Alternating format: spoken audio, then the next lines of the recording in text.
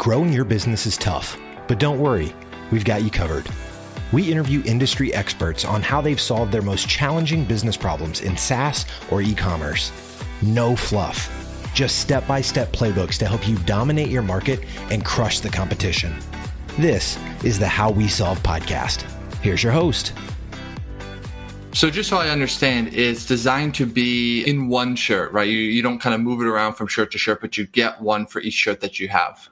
Right. Yeah. So we sell packs of 5, 10, 20, or 50. So direct to consumer, those are the options. Otherwise, we actually work with about 600 dry cleaners in the US.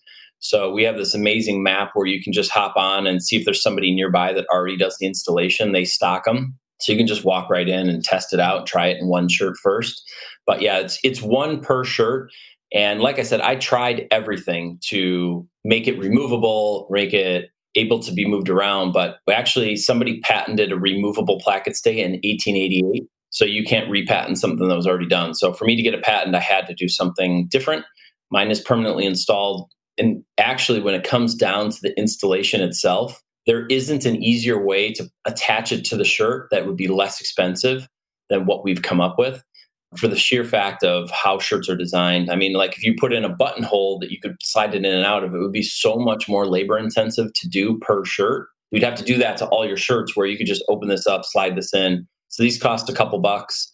And once they're in, like I said, they last for the whole shirt. So you buy them from us for a couple bucks, you go to the dry cleaner, it's about $10 to get installed. So for $10 to $15, depending on where you go, that one shirt will always look amazing. And you know, I've done them in H&M shirts that I get for $12 and make them look like $1 million, or actually taught myself how to sew during this process. And I've got a couple celebrities out here that I hooked up with, and I personally do their shirts. So I'm doing $300, $400, $500, $600 shirts that I'm putting this in. So people are like, "Oh, you just get a quality shirt." It's not about quality. The shirt was never designed to be worn without a tie, and so there's no structure in this part of the shirt. So I'm just the one that came up with a structure for it. Very interesting. And I have to ask before we move on, did you actually use the cardboard on your wedding to give you, or was that just a sort of momentary? That was after. So it was, the wedding photos was the inspiration. And as soon as we got home from Jamaica, I cut open a shirt, slid the piece of cardboard in, and it was this really thin stuff, and it worked out perfect. And it just got the concept across to my wife. So she allowed me then to spend all the rest of our money investing in this and getting this launched. Awesome. I want to get into that launch, but before that, you mentioned patents, which is a topic that I haven't covered so much on the podcast, and I'm sure people would like to learn about. You know, how does one become an inventor? What's it like to kind of patent a product?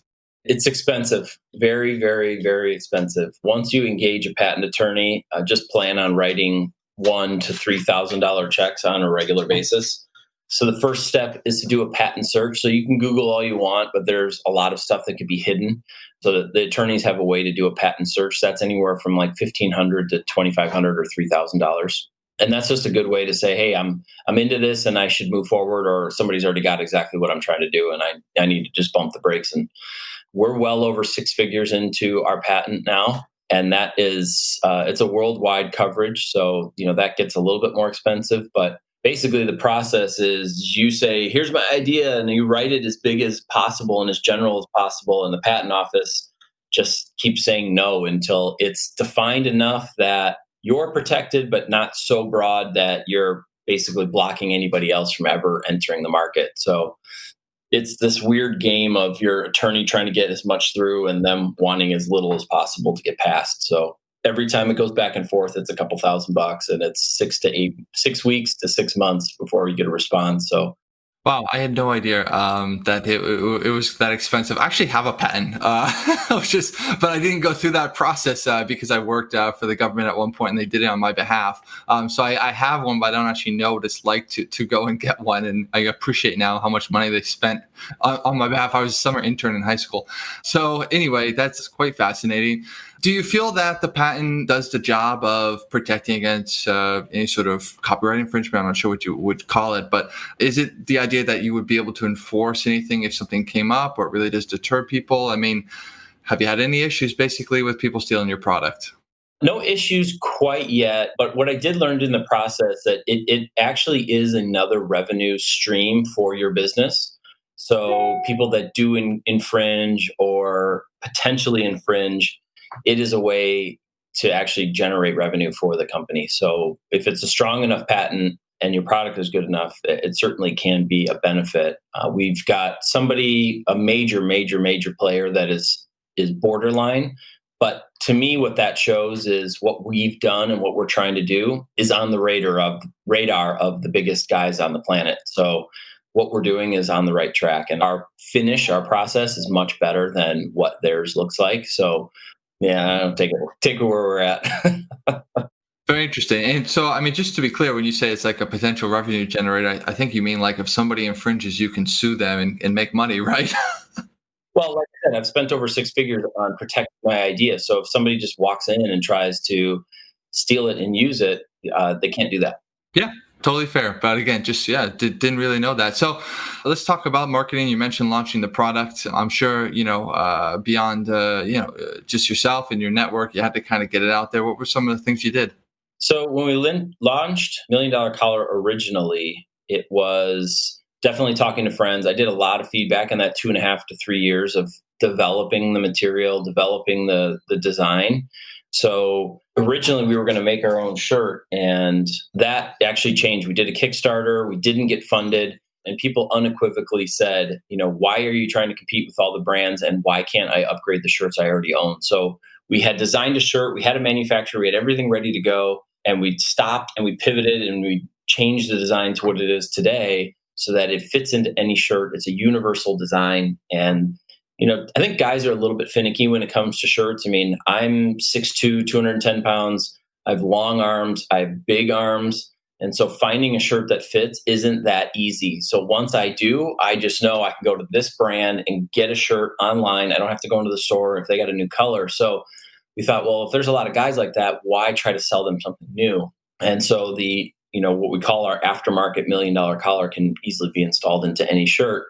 We've been talking to every major brand since we got the patent, and those guys are like the Titanic. They're really slow to turn. They're really slow to change. There's multiple layers to get through.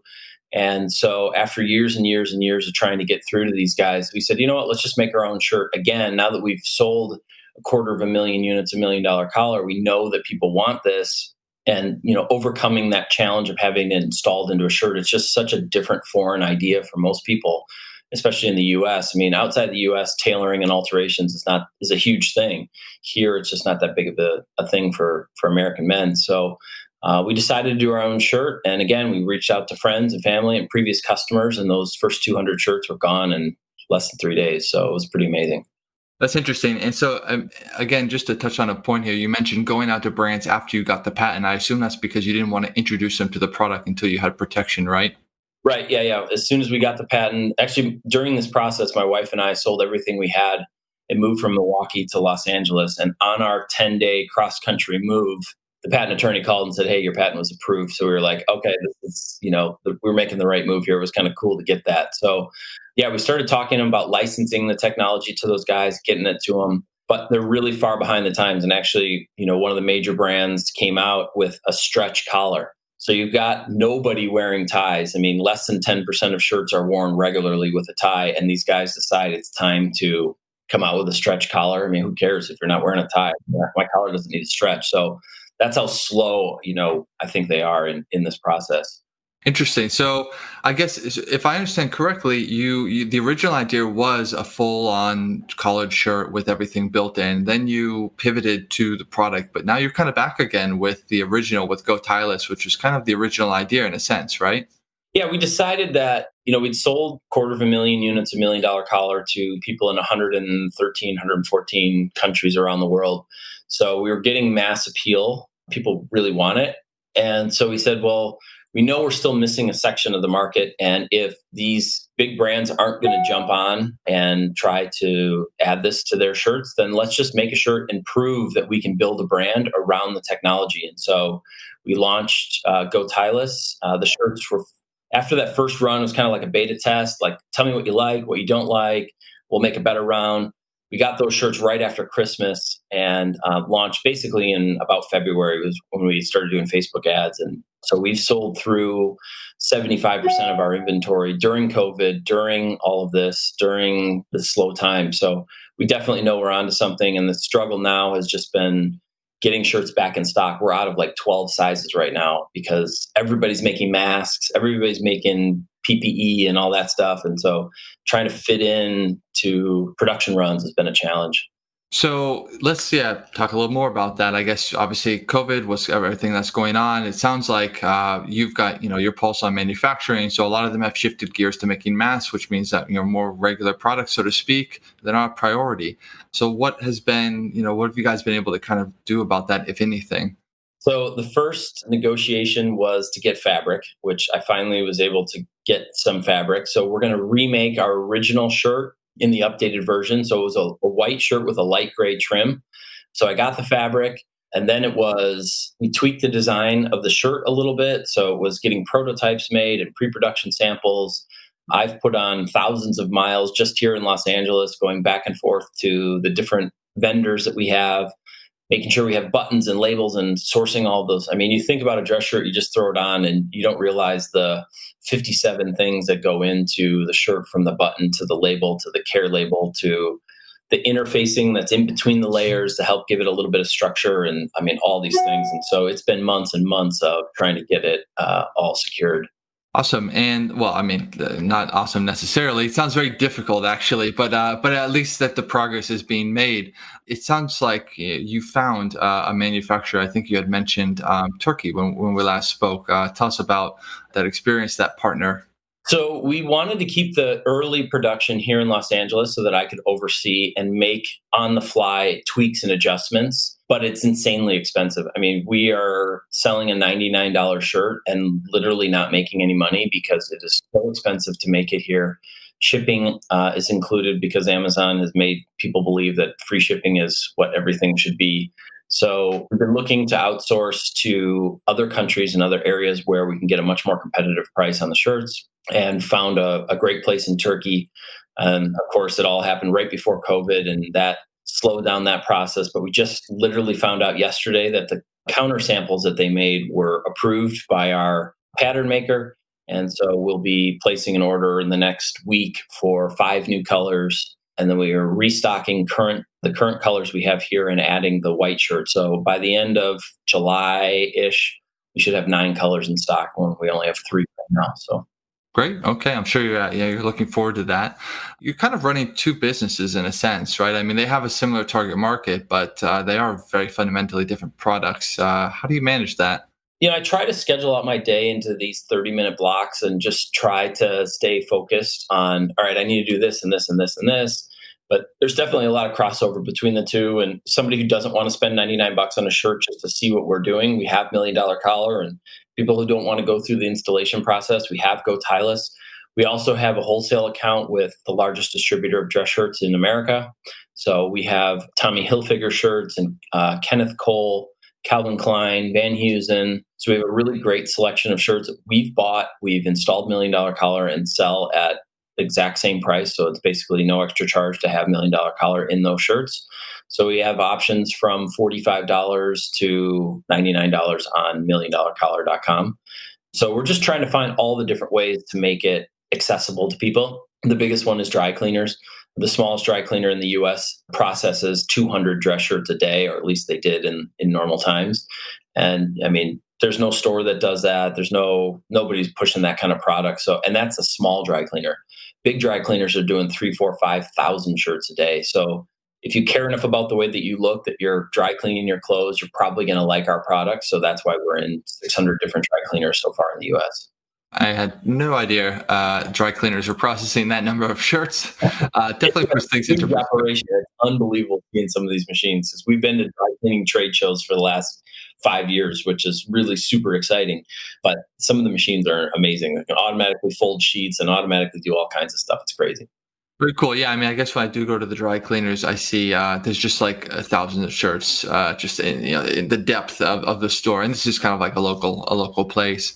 With COVID kind of going on, which we talked about earlier, less people might be going into the office. Collared shirt is a very versatile shirt, like you mentioned. But are you seeing any sort of uptick, downtick in terms of demand, just kind of with everything going on?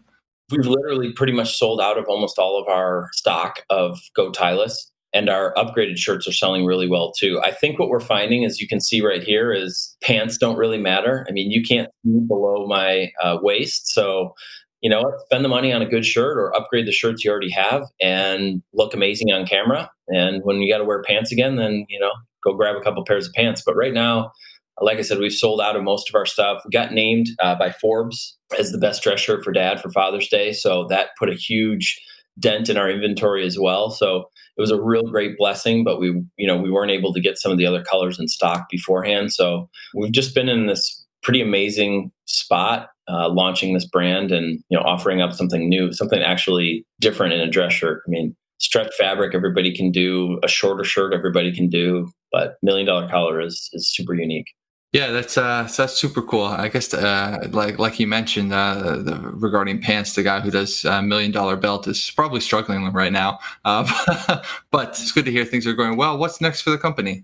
We just want to keep expanding the colors for Go Tyless. We want to get into some different size cuts. We basically have a slim and a standard cut. We want to get into talls and keep expanding that, making sure that it's available to everybody.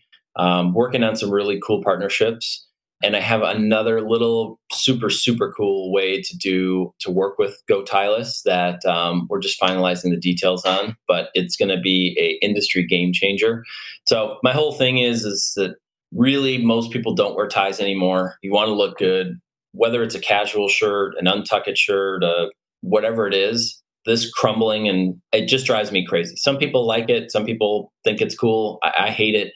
If you hate it too, you're going to love $1 Million Collar does. And, just get in as many shirts as possible. 1 billion shirts were sold in the US last year. So we've got a long way to go, but yeah, big market. Awesome. Rob, people want to hear more from you. Where should they go? Find your brands, learn more about you. So we have all the social medias for $1 Million Collar and Go Tyless. We're probably the most active on Instagram for the two. And then the websites are the same address, $1milliondollarcollar.com or gotyless.com. If anybody wants to reach out to me about patent process or any of that stuff, I'm at rob at $1milliondollarcollar.com. Cool. Thanks so much, Rob, for being on the show, sharing your insight. Yeah, it was awesome. Thank you. Is your sales team spending too much time researching leads and accounts? We take over all the labor-intensive sales development tasks so your team can focus on building relationships and closing more deals. We don't just build lists. We take a strategic research-based approach to find your team qualified leads every day. Ready to start? Schedule your free consultation at taskdrive.com. That's taskdrive.com. Thanks for listening to the How We Solve podcast. Dominate your market and crush the competition with our step-by-step playbooks. Subscribe right now in your favorite podcast player or visit howwesolve.com.